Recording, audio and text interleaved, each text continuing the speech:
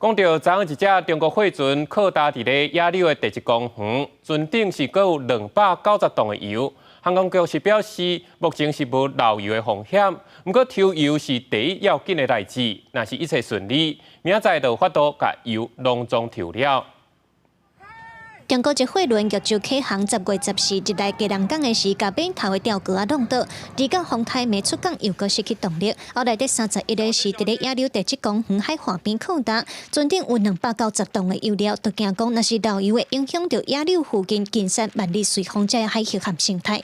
记者目前的位置哦，就伫咧野柳第7公园的海岸边哦。这个所在也就是中国籍货轮靠搭的位置附近。也毋过会当看到，其实吼今仔日的天气无讲真好哦，因为这个风台伫咧昨暗才拄出海，规个海上的情形会当看到风影也是真大，规片拢白茫茫。也若根据航港局上新的监测，是表示讲哦，这货轮看起来无漏油的情形。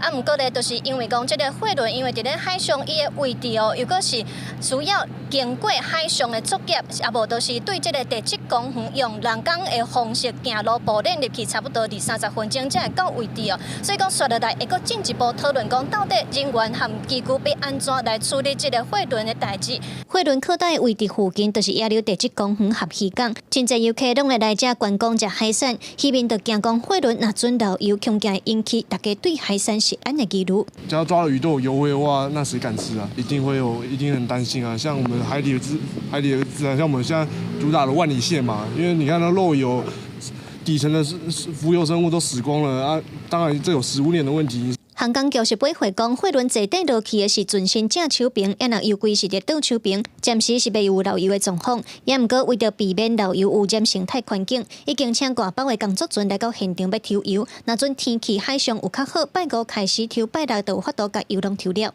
所以油抽掉了，来就是做货，伊即只种来货就是。 顶悬迄桥设机，咱会先去处理，处理完了，咱再看即只船啊后壁要安怎来做跳度的工课。同好是卖伫现场跳，可能是用移度的方式。航港局表示，现场炸油槽和输油棉拢已经有准备，嘛有设监视器和照明设备，会随时监控现场的状况甲抽油作业。后续会阁讨论讲要安怎甲货轮刷走跳度，较袂去污染到海域。记者卢尚如、郑春友、新北报道。